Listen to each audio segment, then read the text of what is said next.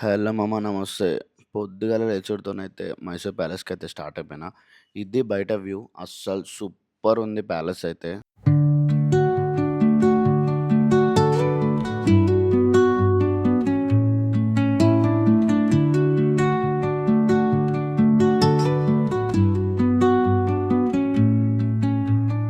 Under the boughs where the shadows play, the wind hums songs at the break of day.